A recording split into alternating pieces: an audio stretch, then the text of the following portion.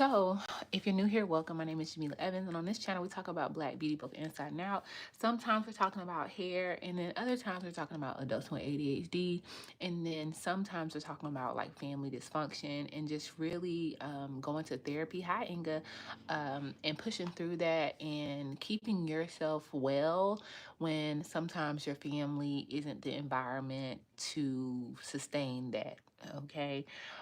I will be pretty transparent, but also not telling all my business. So some of these topics will be kind of general and vague, but some of them I probably, just lay it all out there because it is what it is.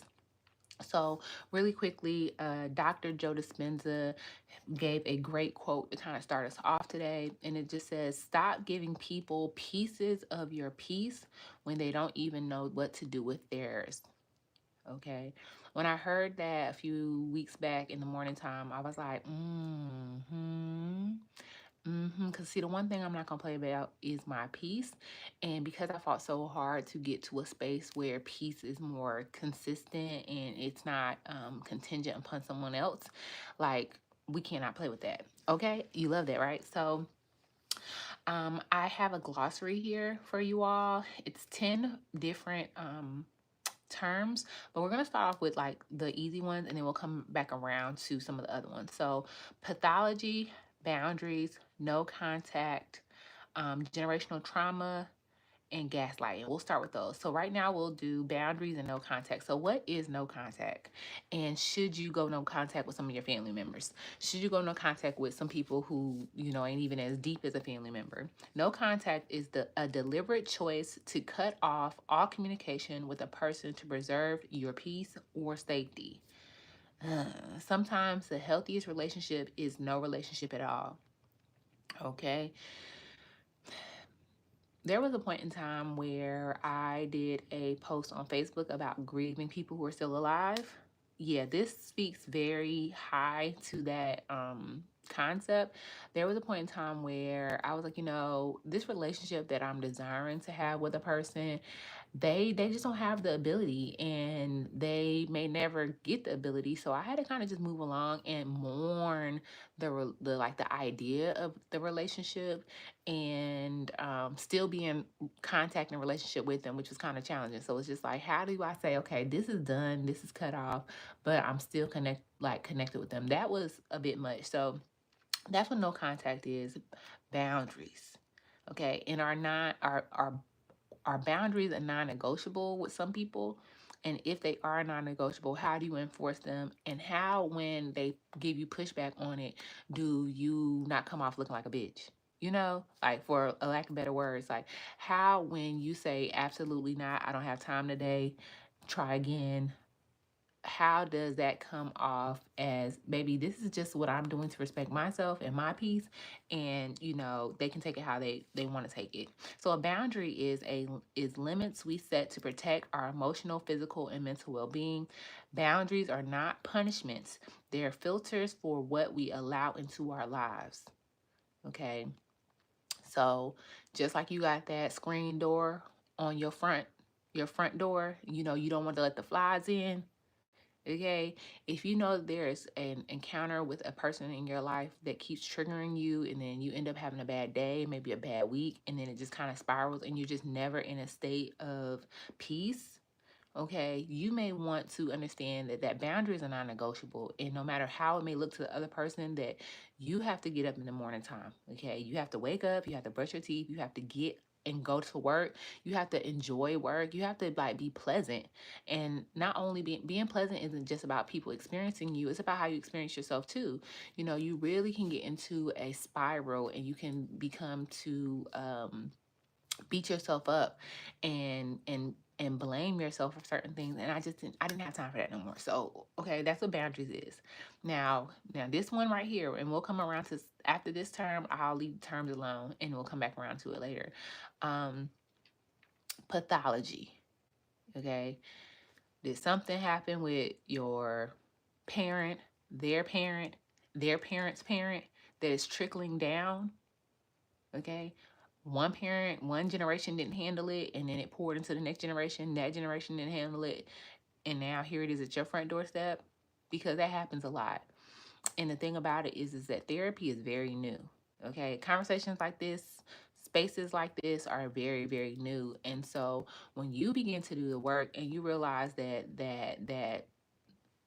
legacy of trauma, which we don't want to put those two words together, but when you realize that there is no legacy in your family and the thing that is carrying on is trauma, and you decide to be that roadblock, that speed bump that slows it down and almost like tries to, get rid of it in your family, you'll look like the person who thinks that they're better than everybody else. It's like, oh, what, she thinks she better? No, I don't think that I'm better. That's not what it is. It's about being better internally. And if that's how you take it, then maybe you should, how Michael Jackson said it. Starting with the man. Okay, start with the man in the mirror.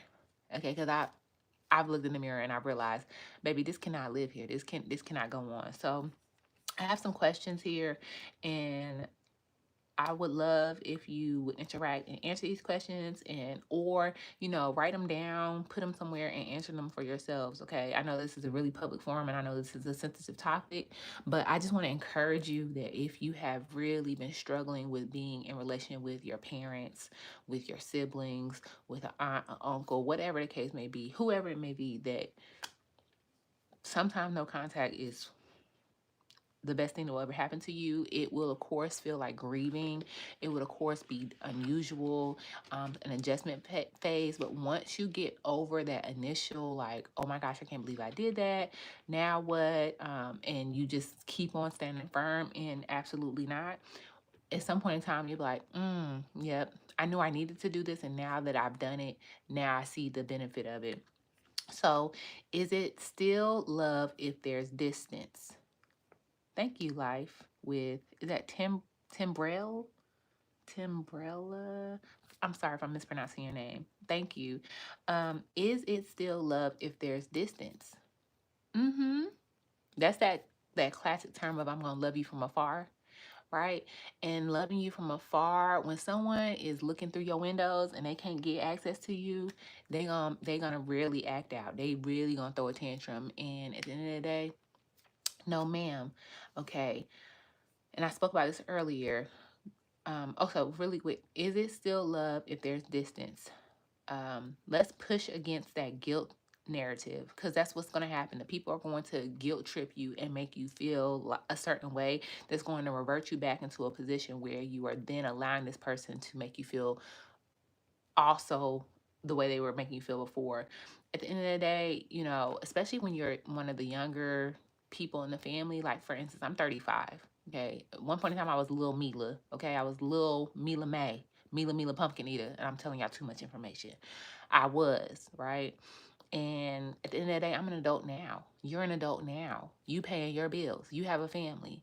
Okay. The people in your house, in your immediate house, your spouse, your children, okay, you ain't once you give life, okay, people they cannot guilt trip you. They just cannot. Don't you have your own household? Don't you got your own bills? Go worry about that. And then maybe if you was worrying about that and you wasn't over here trying to guilt trip me about me saying you're not a safe space for me. Okay. When you do not feel safe emotionally, if you feel re-traumatized when you're with someone, like, come on now. So, baby, it's love. And it's so much love for me that you got it going over there. Okay. Um, some people think love equals access. Come on, Chat GPT. Chat did it with this one. Okay.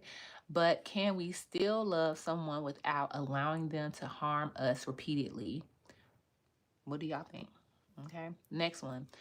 Um, Grieving people who are still alive. This gets deep and resonates with many. Sometimes going no contact feels like mourning. Okay. Even if a person is still here, have y'all felt that before? And how do you process it? For me, when I initially went through grieving someone who was still alive that I am in really, really close contact with, and I mean often, like daily, I just had to number one, I had to talk about it. I had to come to terms with it. I had to identify it. I had to say, okay, this is what this is. And it took some time. Um, and honestly, you have to get fed up. You have to be like, you know what? No, because the last time this happened, it made me feel this way. And this time this happening, it's even worse. What they did this time was even worse. And I gave them the opportunity to do it again. And so now not only am I mad at them, I'm mad at me. Okay, nah. This relationship is not well.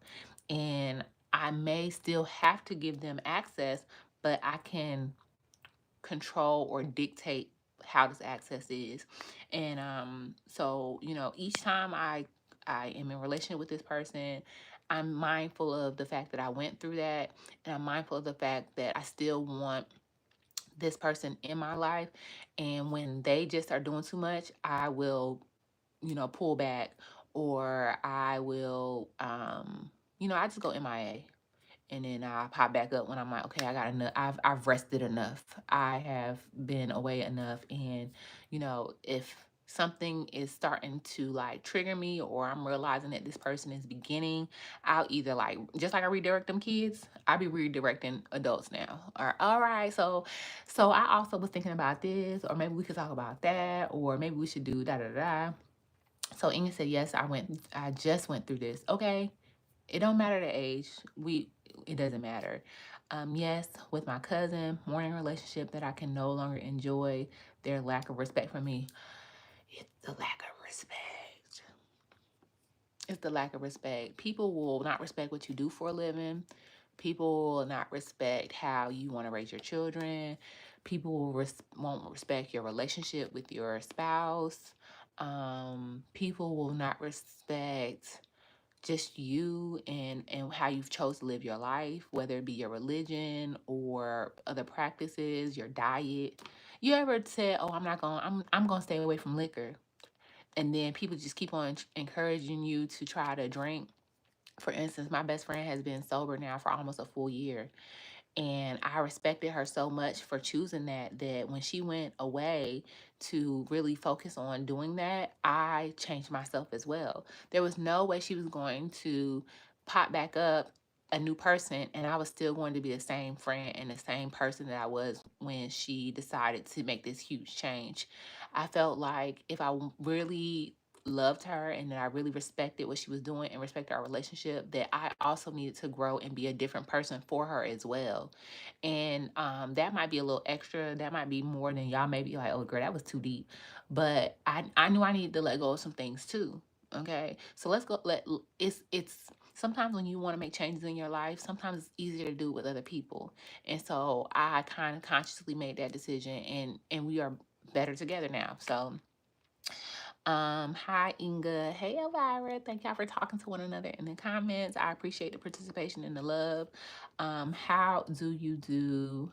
How do you do? And greetings. Hey Jalen, welcome into the room. People don't respect the fact that you will not allow them to treat you like shit. Very thoughtful of you. Thank you, Elvira. You know, relationships, sometimes the people who you meet today will have a deeper impact and mean more to you tomorrow than your own family members. So at the end of the day, if the frequency or the vibration or the love is attuned with mine, I'm going to give you all I got. I don't know how to half be me with people, and it doesn't feel good either. So if I want to love you and you love me back, and I feel like there's reciprocity there, then you get all of me. So let's go back to the glossary. So we already have covered what pathology is. So pathology is essentially things that are passing down from one generation to the next generation, and no one is addressing them, no one is covering them, no one is doing the work. Okay, you just shoving it underneath the rug and passing it along, putting it in suitcases and giving baggage to your children, your children's children, and then baby, you look up and you realize that I have 5 generations of family alive. My great grandmother's alive, my grandmother, my mom, me, and my children. 5 generations. When is someone going to be the adult and realize we could be better off?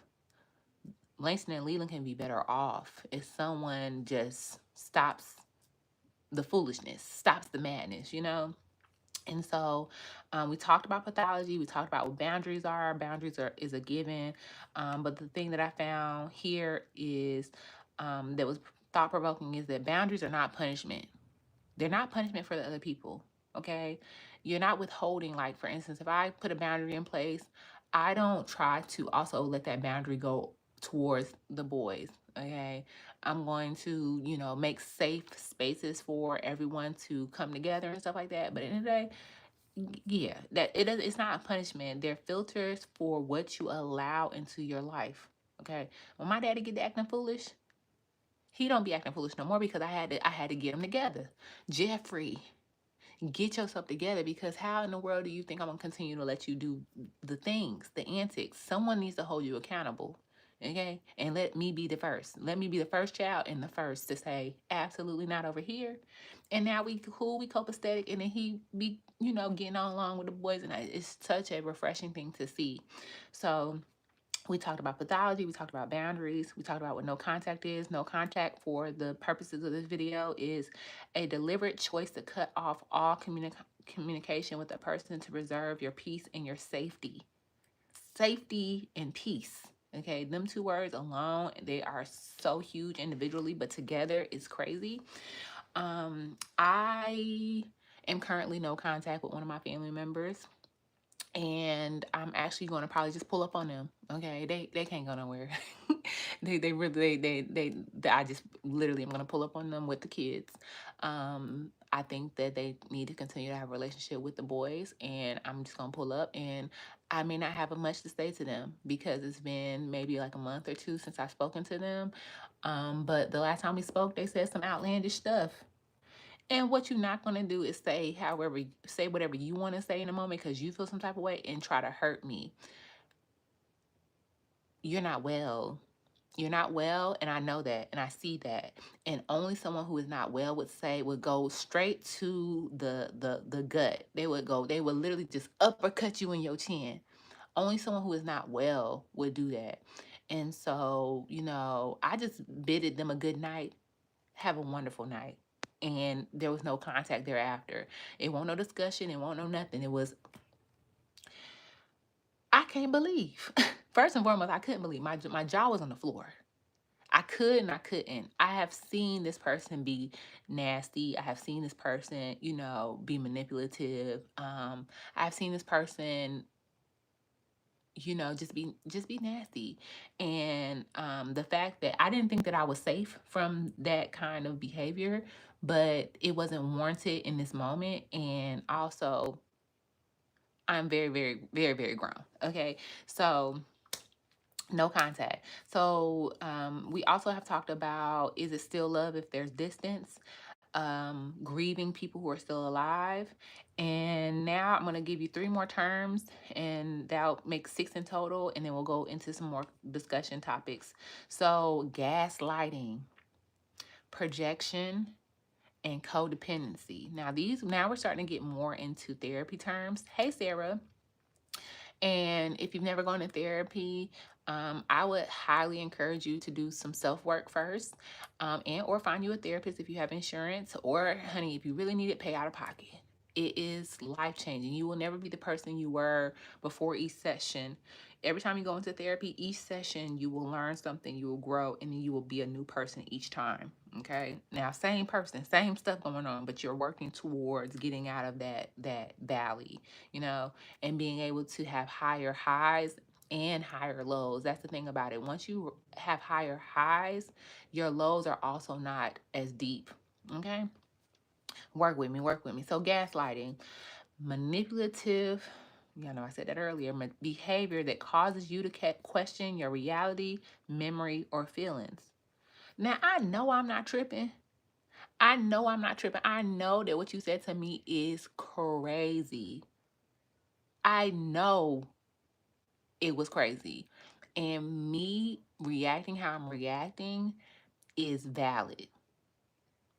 Are you older than me? Sure. Is you somebody's something? Sure. But what does that mean when you done disrespected me? You're not going to gaslight me. You're absolutely not.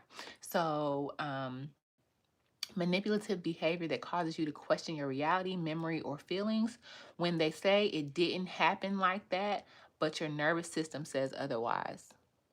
Okay. Projection. When someone puts their own feelings or insecurities onto you. Ooh, the reason I wanted to talk about this, y'all, I totally forgot. Do y'all know who the official M is and Juan, her mom? It's a mom and daughter duo. They've been doing mukbangs for like 5 years. Okay. It's happening right now in real time. And you are literally seeing a black mom and daughter's relationship fall apart. On YouTube, it is the saddest and also the most needed to be seen thing that could happen right now.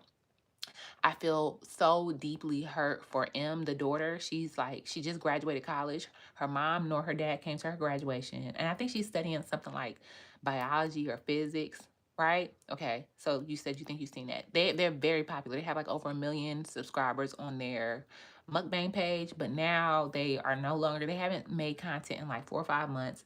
But I've been literally like consuming this because the younger version of me, the 20-year-old, the college, the I dropped out of college to go to hair school and went back and finished up my degree. That Jamila, I see him. Okay, I feel him.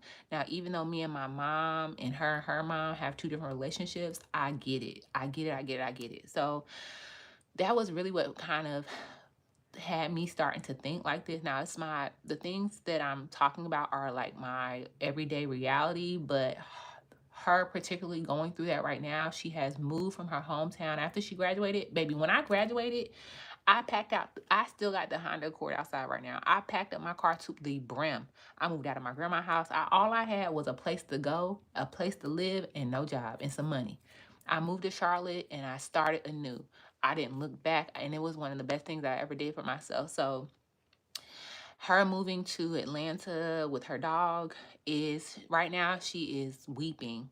Okay, right now at the happiest point of her life as she begins to go into her womanhood, she should be just like, oh my gosh, mom. She should be taking in her new city. She should be bouncing around, but no, she is dealing with the freshness of understanding that she has had to go no contact. She has had to cut the umbilical cord with her mom. And so that was kind of what led to us in this conversation today. So, projection. When someone puts their own feelings or insecurities onto you, blaming you for things they're actually dealing with. Okay. A parent might call you ungrateful because they never allowed themselves to be free.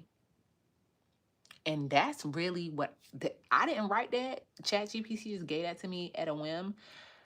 M is free. M doesn't have any responsibilities except for her dog. M has gone to college. And sometimes when you should naturally want your children to do, okay, you should naturally want your children, you give birth to children, to the next generation, so that you can pass the baton and so that they can go further than you.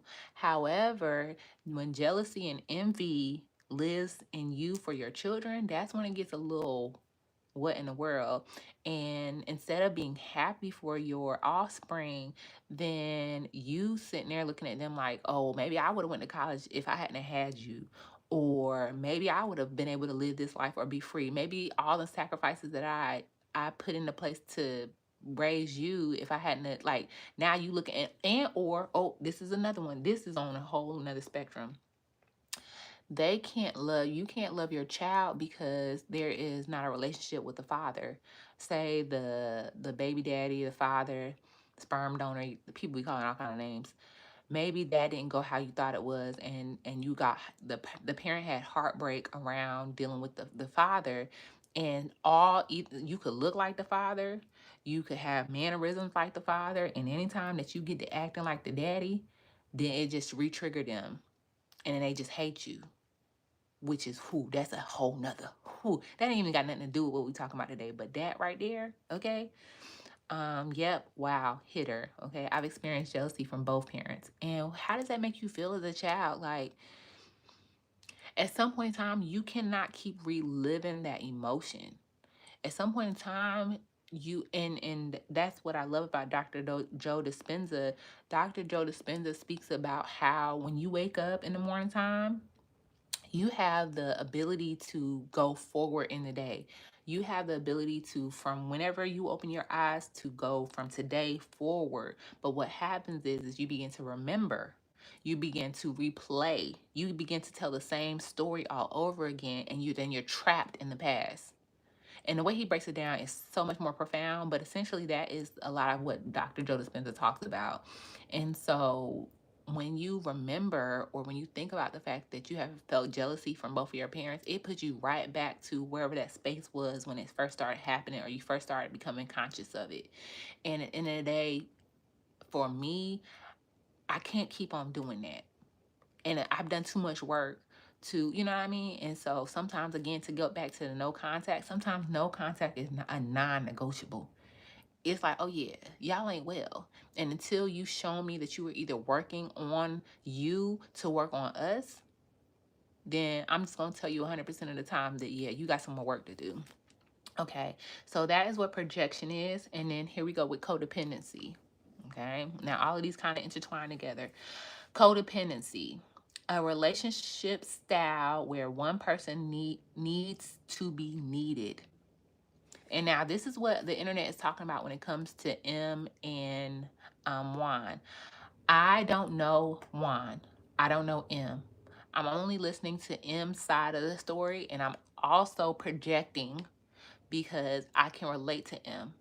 Okay, and you have to, once you begin to be emotionally intelligent, and once you begin to, like, for me, I know that two things can be true at one time, and I also know that perception is reality. So whatever you perceive to be true is your reality, right?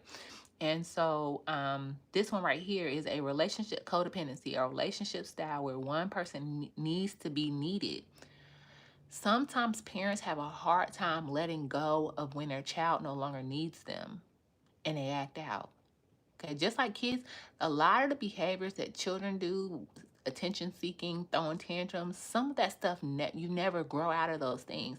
And so M's mom could be having a tantrum, okay, because she is realizing that her daughter is no longer underneath her control. And oh, let's not talk about control, because I can speak to that one. Okay, so that's what codependency is. And the other feels responsible for the other's emotions.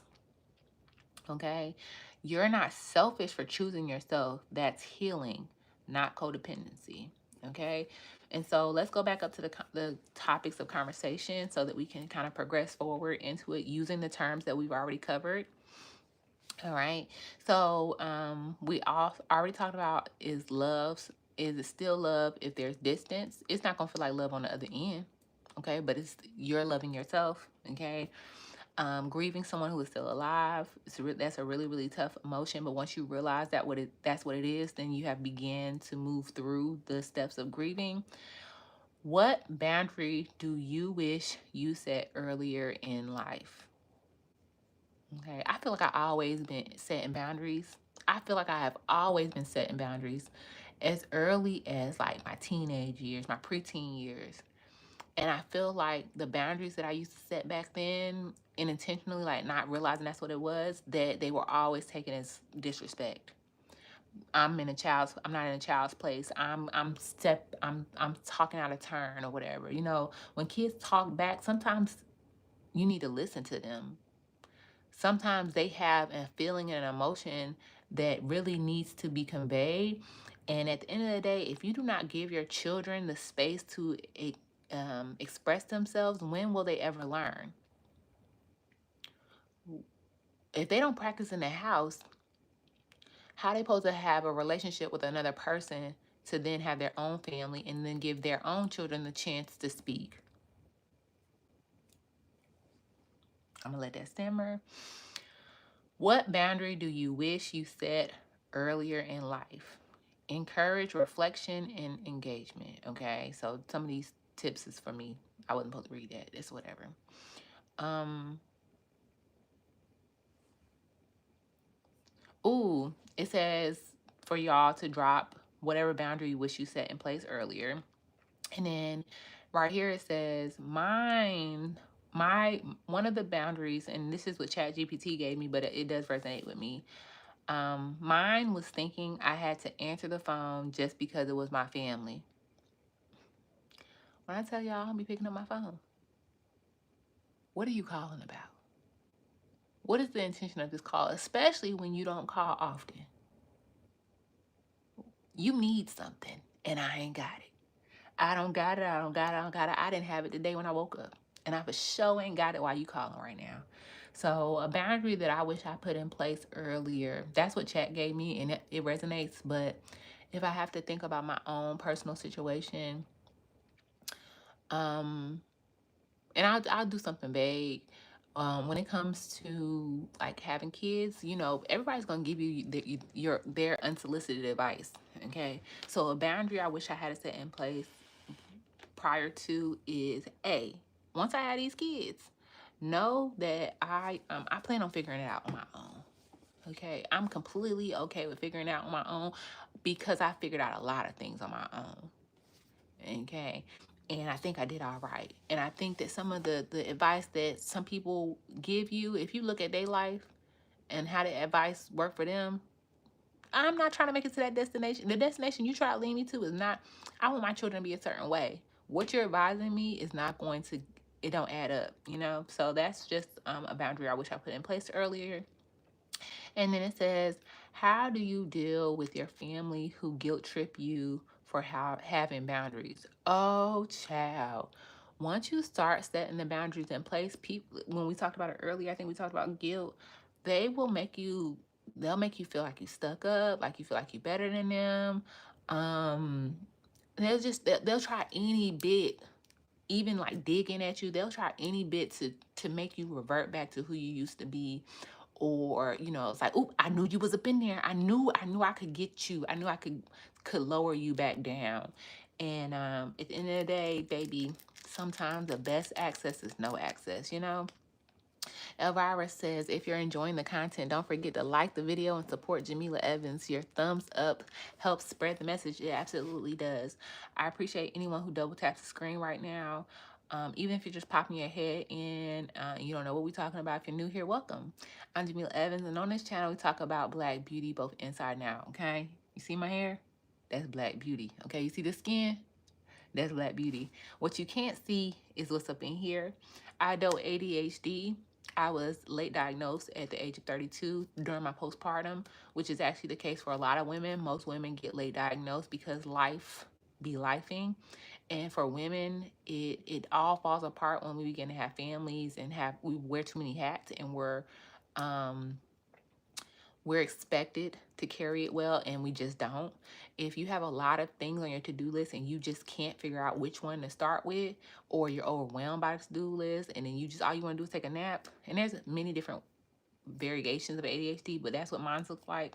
At the end of the day, when I first had the twins, I have 4-year-old twins, they'll be 4 in September. I could not keep up with what I needed to do for my newborns, for the infants that they were, and I needed to. I couldn't keep up, and I had no choice but to keep up.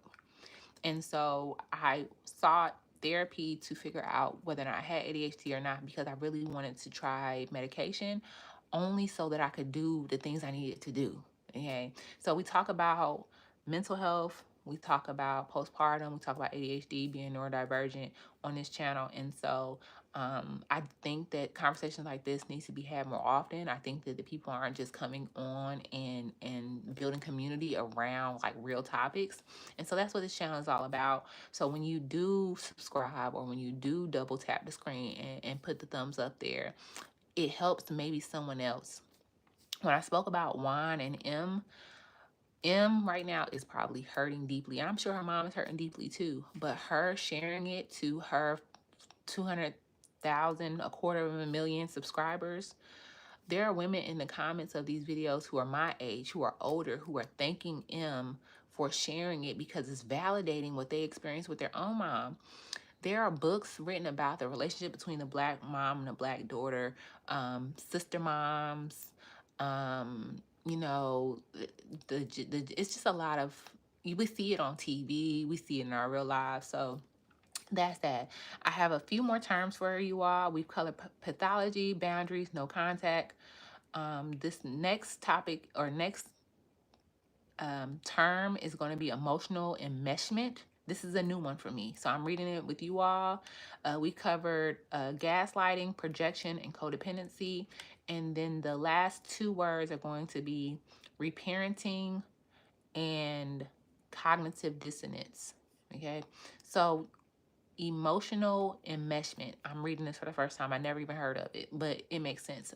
Okay, so real quick, before I read this, emotional enmeshment sounds like you are literally interwoven emotionally with someone, and it kind of, based off of just reading it, it sounds like codependency, but we shall see. Let's see. So it says a lack of boundaries where family members are overly involved in each other's lives, feelings, or decisions. In enmeshed families, saying no can feel like betrayal. Mm. Mm. I don't think that my family has a lot of emotional enmeshment because we are very selfish people. We are very think about yourself, and what's mine is mine. I'm gonna take care of me, and then once you become of age, you take care of you. Like 18, I am going to. I have a series. I want to call Shine Light, a Shine Light series that talks about cultural norms, especially like parenting, like family norms that actually are very traumatizing. And one of those things is kicking our children out of the house at 18 years old. So there's not a lot of emotional enmeshment in my family, a lack of boundaries where family members are overly involved in each other's lives. Now we be worried about ourselves. Um, but that is very common, I'm sure, but it's just a whole bunch of women who are fending for themselves and fighting for themselves, and child, it is what it is.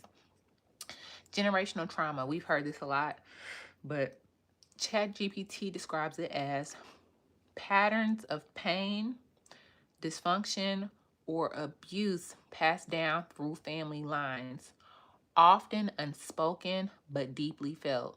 Baby, I don't know what y'all ChatGPT be saying to y'all, but the thing about ChatGPT is that it has memory, okay? And it takes in context of the things that you have been speaking to it about prior. So my ChatGPT, baby, she's my Angelou, okay? All right. So that is what generational trauma is. Some of what you're healing from didn't start with you, but it can stop with you. Come on, chat. I'm gonna start calling it Maya. Come on, Maya. Okay, so reparenting. Okay, I said earlier in the live that I felt like that I had to not only parent my children. Sometimes I feel like I have to parent my parents, and I damn sure had to parent myself. Okay, my parents, and I'll speak about my mom because my dad wasn't there. Y'all have heard my story before. My mom, I wholeheartedly believe that my mom did the best that she could do.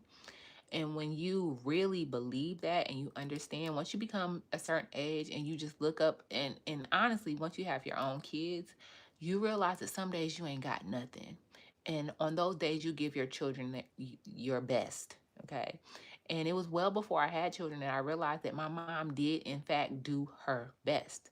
Because then I began to realize, like, who she was. And I'm sure there's stories that I will never hear from my mom, but I saw my mom. I saw who she was. I saw what she had the ability to give, and I realized that she gave 100% of what she had.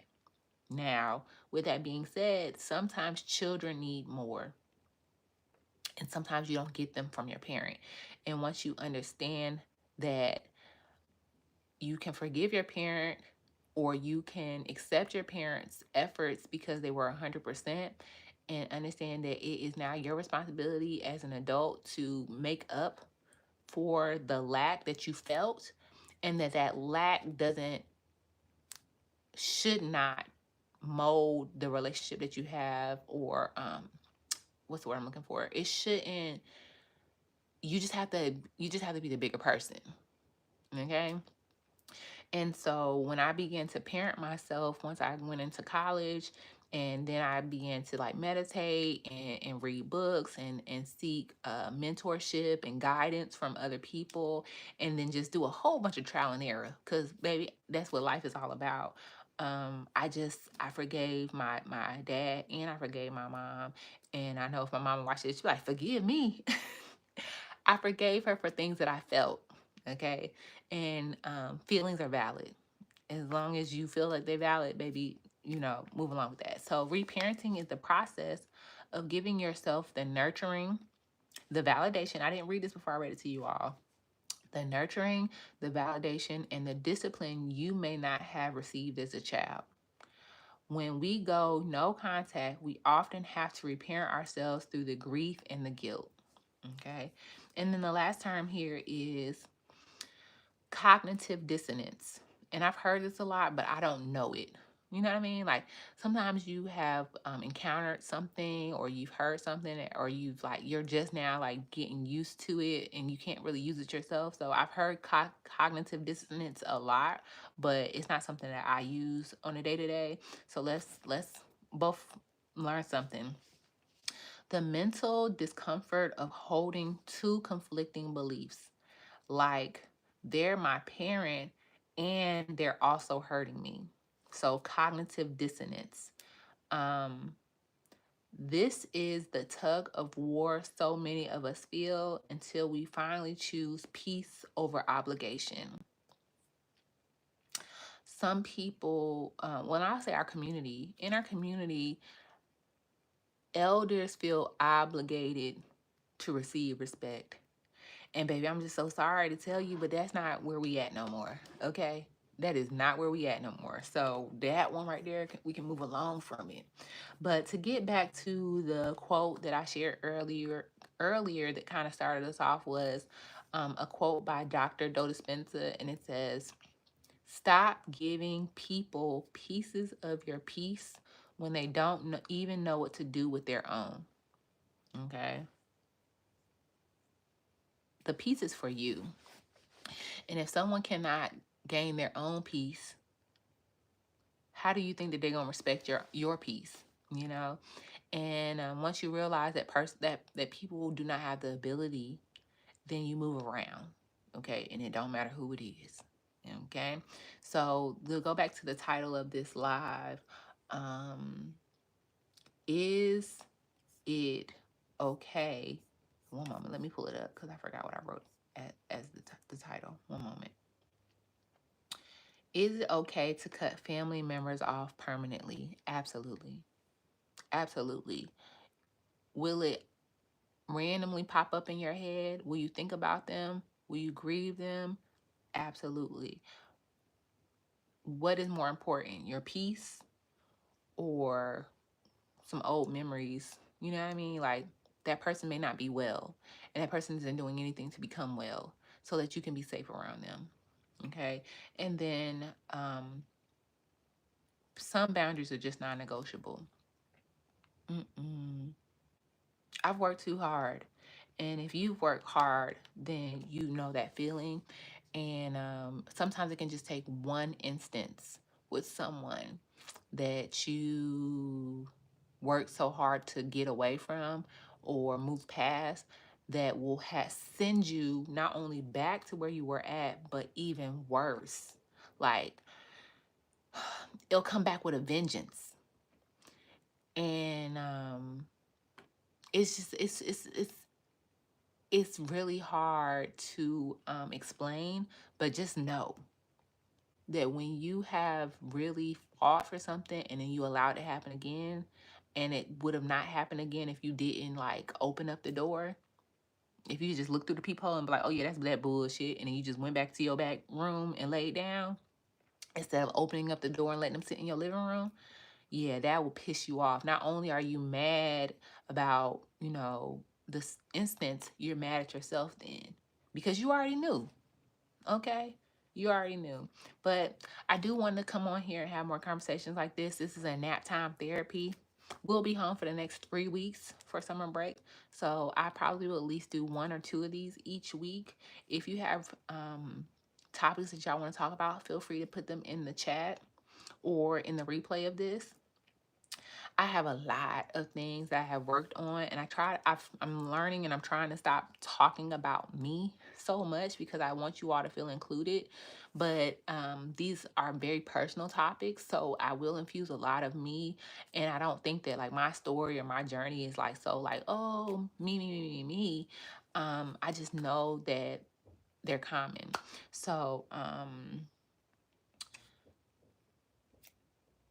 Jalen says, I really enjoyed the live. It was wonderful. Thank you so much. Inga said, I enjoyed this. Thank you. Yeah, the beautiful thing about the internet is that it brings people together that you maybe would have never met in real life. I know Inga in real life, but I've never met Jalen. Me and Elvira went to college together, like, what was that? 08, 09, 2010, so like 15 years ago. And we still stay connected via social media and on YouTube. So, if you don't have family, or if you feel like you need to go no contact with the whole family, baby, there's other people in this world. And some of these people will have gone through similar things, and you all can move forward together. Okay, you get to choose your friends, right? Long time ago. Exactly. Girls adding up. The grays don't look super gray today, but baby, once this hair gets old, this hair is going to turn white as night. White as night. That's not it. I'm gonna let it go. Anywho, thank y'all for joining me today. I did enjoy this as well. This was a really, really good talk. Shout out to ChatGPT, aka Maya Angelou, for coming through. Not really Maya Angelou, if you're just coming in, for pulling together these key terms, the glossary that we use. If you want to go back and watch it, we spoke about pathology, boundaries, no contact, emotional enmeshment. That one was new for me. I like that, and now I'm a little bit more aware of it. We talked about generational trauma, gaslighting, baby. Y'all throw that term around a lot, but it be happening. Projection. Now, what people don't throw around a lot is projection. They might say you're projecting, but it's not as much as gaslighting and being narcissistic or being a narcissist. Projection, codependency, reparenting, baby. If you understand that you just need to just look up one day, look in the mirror, and just start parenting yourself like you were a kid, like talking to yourself. Okay, Jamila, it's time to get up for work. It's time to get up for work. Go ahead and get up. Just like how mom will rub your back or flip on the light. Some people's parents is gentle with the waking up. Some people's parents is very, okay, I'm not getting no sleep because of y'all. Y'all not going to get no sleep because of me. Okay? Get on up. All right? Go ahead. Lay your clothes out. Clothes laid out. Okay? Sometimes you have to reparent yourself. And through that process, it sucks. Sometimes it sucks coming to terms with some of the things that we're talking about today, because you didn't ask to be here, right? Someone had you. Somebody was just doing their thing, and then ta-da, here you come. And so you have got to, once you become an adult, you have got to let go of that, because now there is no like grace extended. Okay, when someone look at you and you got a mustache, you grown. Someone look at you, you got grays, you grown. No one's extending any understanding to you because you didn't have a parent, or you didn't feel like you had the parent that you wanted to have. So go ahead and get the parenting yourself, baby. Do them hard things. We also talked about cognitive dissonance. We spoke to the fact that it can still be love with distance. They're not gonna feel it. It's not gonna feel like love to them, but baby, it is what it is. Grieving people who are still alive. Setting boundaries early. Okay, if you know a boundary need to be set, go ahead and set it now. Do not wait. Don't wait for one more time to happen for you to be like, yep. Because that one more time wouldn't happen if you had just done it today. Right? Sit down, write it down. Okay? Get you a journal. I got several. These are just the two that I have right here. Get yourself something to write with. My kids, child. My kids. Get yourself something to write with. Keep that thing on you. And I'm not talking about that thing. Keep a pen on you. Voice memos work well. I love voice memos. I was looking for that quote from Dr. Joe Dispenza, and I typed in peace, and some of my old journal entries and my notes popped up from 2020. So baby, and I go back and I read them, and I look at the spaces that I was in and all the things that I really, really, they just remind me of all of the the feelings I have felt, and all of the ways that I worked on not living in those spaces anymore, not crying in those spaces anymore. That coming to terms, like I processed internally and externally, and sometimes I read those so that I can remember that, baby, someone else in your family didn't do this.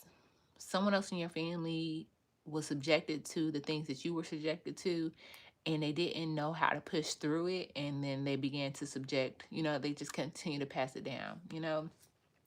So that's that on that. Um, if you are navigating complex dynamics within your family, you don't have to do it alone. There are tons of videos on my channel that kind of speak to this. I'm going to work on making sure I put these videos in the proper places, but there are at least like a dozen family dysfunction related videos over in the mental health.